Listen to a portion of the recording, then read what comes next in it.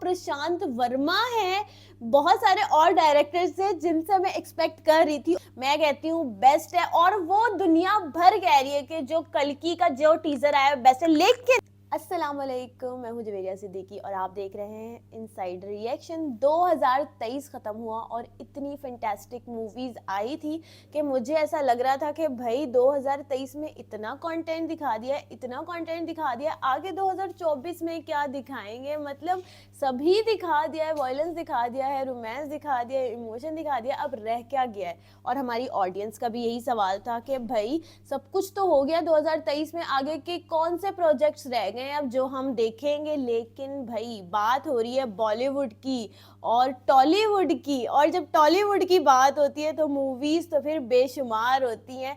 सबसे बड़ी मूवी जिसके बारे में मैं बात करने के लिए बेताब हूँ, और मैंने जब वो देखा था like it was so massive, और वो जो एक चीज जो नजर आई ना मुझे भाई हॉलीवुड लेवल पे जाकर भी ना ऐसी चीजें मैंने नहीं देखी। कल्कि का जो टीजर मैंने देखा है भाई, वो क्या कमाल टीजर था। उसकी हाइप जो है वो इतनी ज्यादा क्रिएट हुई थी, और अब जब हमें पता है कि कल्कि का ट्रेलर आने वाला है और आगे मूवी रिलीज होने वाली है इन 2024, तो फिर जाहिर सी बात होगी प्रभास की, प्रशांत वर्मा की बात होगी। अच्छा, प्रशांत वर्मा की ज़ॉम्बी रेडी भी देखी है, अभी जो ट्रेलर आया था हनुमान का वो भी देखा था, मतलब ठीक ठाक ही चल रहा था। लेकिन भाई ये जो चीज मैं कहती हूँ कि किसी को भी नजर आएगी, सिर्फ इसकी ऑडियंस इंडिया में नहीं होगी बल्कि ऑल ओवर द वर्ल्ड इसकी ऑडियंस होगी। और प्रभास का जो कैरेक्टर इसमें दिखाया है, अमिताभ बच्चन इसमें दिखाए हैं, और दीपिका पादुकोण। अच्छा, मुझे ना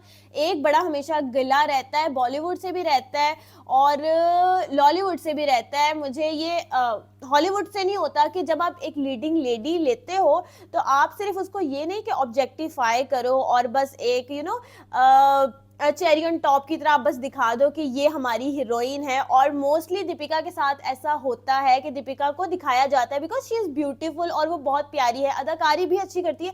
लेकिन इसमें जो टीजर में उनके जो सीन थे दिखाया गया कि प्रॉपर कैरेक्टर है उनका, बड़ा सीरियस सा, और कुछ हो रहा है उस डेस्टोपियन वर्ल्ड में, कुछ ऐसा हो रहा है जैसे हॉलीवुड में दिखाते हैं ना कि भाई कुछ एक्चुअल में स्टोरी चल रही है। ये नहीं कि सिर्फ एक शॉट्स आ रहे हैं और एक्शन हो रहा है, ये सब नहीं है, बल्कि एक्चुअल ना सस्पेंस क्रिएट हो रहा है। अमिताभ बच्चन का भी पता लग जाता है जब वो एक उन्होंने सारा मास्क वगैरह लगाया हुआ होता है, मास्क नहीं होता, पट्टियां शटियां की हुई होती हैं और वो आंखें नजर आ रही होती हैं, और फिर वो एक और सीन आता है।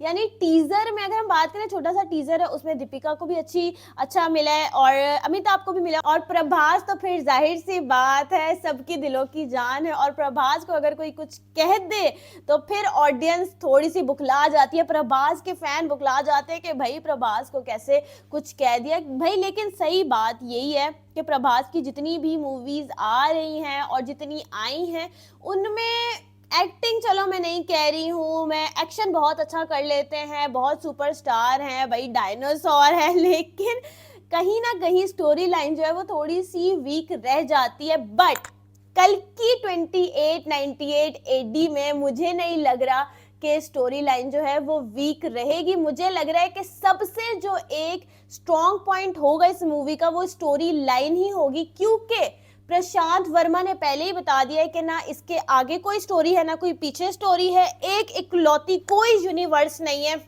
जैसे होता है ना कि मूवीज के अभी और भी बात होगी, अभी 2024 में बहुत सारे ऐसे कॉप यूनिवर्स हैं जो हमने डिस्कस करने हैं, कुछ रणबीर कपूर के हैं, कुछ अजय देवगन के, लेकिन जो प्रशांत वर्मा है उन्होंने बता दिया कि भाई हम तो ऐसा कोई काम नहीं कर रहे हैं इस वक्त, सिर्फ कल्कि 2898 एडी आ रही है और ये एक प्रोजेक्ट है, अभी देखते हैं इसके बाद। अच्छा, इसको के प्रोजेक्ट भी कहा जा रहा था कि मुझे प्रोजेक्ट से एकदम याद आया, लेकिन अब प्रॉपर नेम आ गया है, तो यानी कि एक चीज है, हाँ अगर वो चीज चल गई तो मे बी इसका एक सेकंड पार्ट आ जाए, लेकिन कुछ ऐसा प्री प्लान नहीं है जैसे सलार का है ना कि सलार में हम बैठे रह गए कि यार अब ये सलार 2 आएगी तो मसला हल होगा कि आखिर होना क्या है। और हमेशा ही ऐसा हो जाता है कि प्रभास की मूवीज में, इवन बाहुबली में भी थोड़ा सा सस्पेंस, एंड में सब यही कह रहे थे कटप्पा ने बाहुबली को क्यों मारा, मतलब थोड़ा सा था एक सस्पेंस रह जाता है।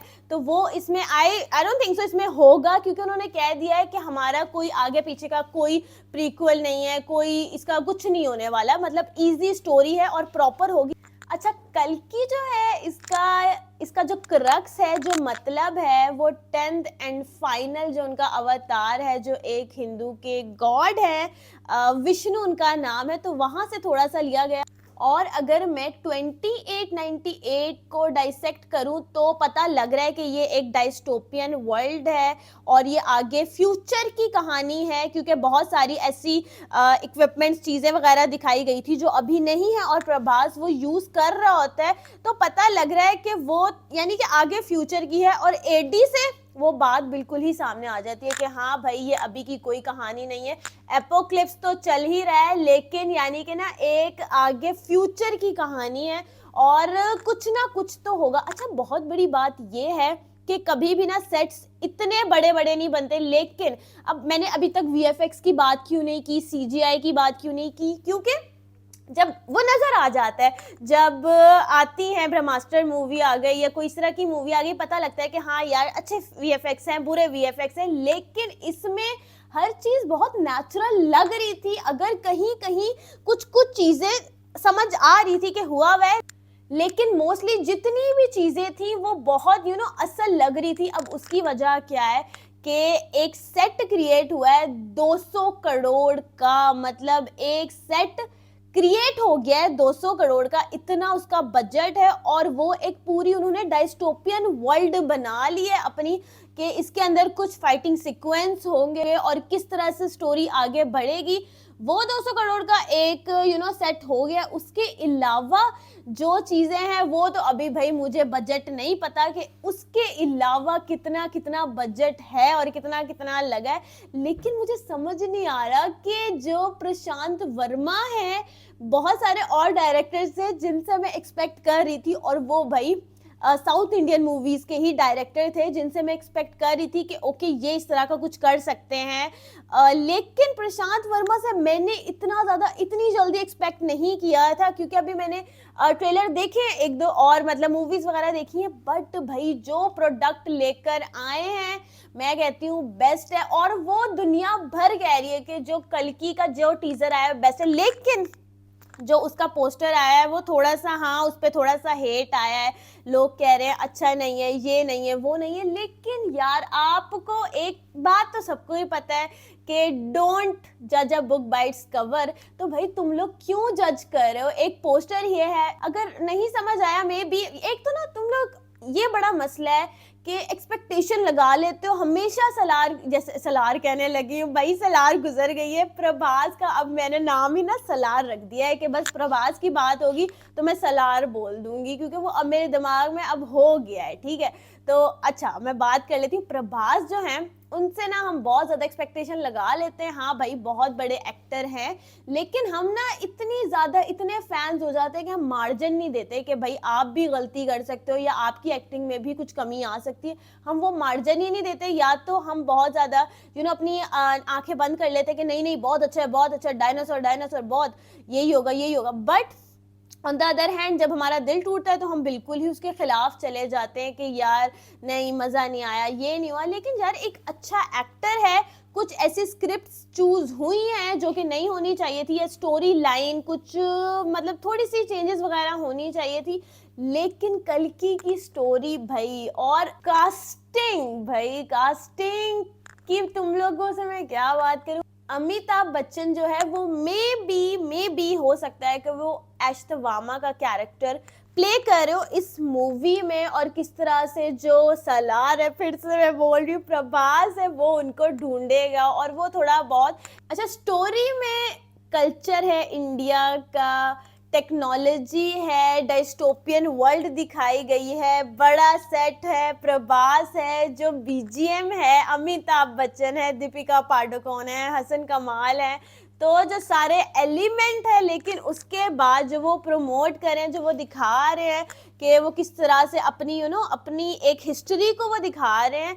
अच्छा लगता है कि जब कोई भी अपने रिलीजन को या अपने कल्चर को इस तरह से शोकेस करता है और इतने बड़े लेवल पे जाके। अच्छा, बहुत सारे लोग ना अब ये भी कह रहे हैं कि डून की कॉपी है या फिर ये मैड मैक्स की कॉपी है।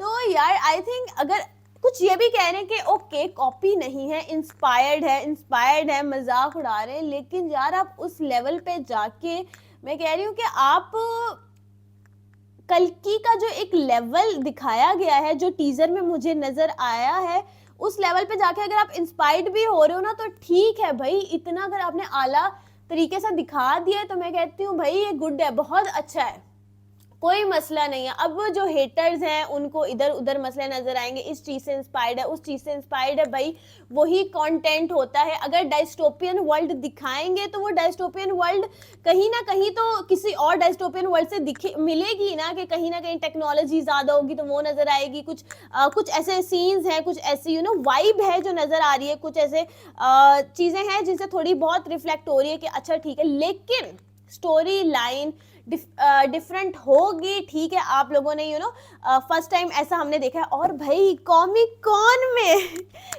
कॉन मैं ना तब देखा करती थी जब वैम्पायर डायरीज में एल समरहेल्डर, नीना डॉबरवर, पॉल वेस्ले बैठे हुए होते थे, तो मैं तब देखती थी। और मार्वल, डीसी सभी थे भाई, यानी कि सभी कॉमिक कॉन में होते हैं। और अब इंडिया की ये पहली मूवी है जो कि सैन डिएगो में पूरी कास्ट गई थी, प्रभास गए थे, उनके डायरेक्टर वगैरह गए थे, और जो एक पैनल डिस्कशन होती है, सब बातचीत करते हैं यार, वो बड़ा मतलब एक बड़ा मजा आता है। आप एक बड़ा मोमेंट होता है कि आप ऐसे इतने बड़े उस पर जाओ। और वाई नॉट, कल की एक मूवी भी ऐसी है। लेकिन मैं ये देख रही थी कि और भी बड़ी बड़ी मूवीज आई हैं पिछले साल, शाहरुख खान की इतनी आई हैं, इवन प्रभास की भी आई हैं, तो मतलब ठीक है। बट हाँ ठीक है, कल्कि का लेवल आई थिंक बहुत बड़ा है, इस वजह से ही वो कॉमिक कॉन में गई है। लेकिन अब बात हो क्या रही है कि कल्कि का ट्रेलर कब आएगा, मूवी कब रिलीज होगी, 2024 में रिलीज होनी है।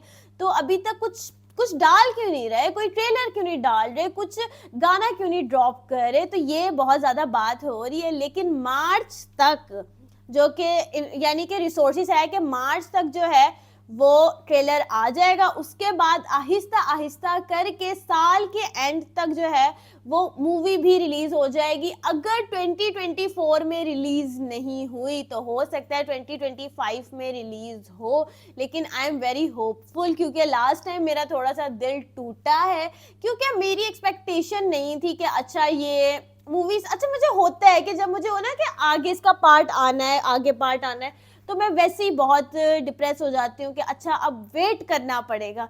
तो वो एलिमेंट एक थोड़ा सा है। बट आई होप कि ये मूवी बहुत अच्छी जाए। आप लोग मुझे बताएं कि आपको कल्कि का ये टीजर जो था कैसा लगा, और पोस्टर कैसा लगा, और आगे जो ट्रेलर आने वाला है उसके लिए कितने एक्साइटेड हो। बाकी जो मूवीज हैं जो कॉप यूनिवर्स की हैं, जो और अल्लू अर्जुन की हैं, वो हम साथ साथ डिस्कस करेंगे।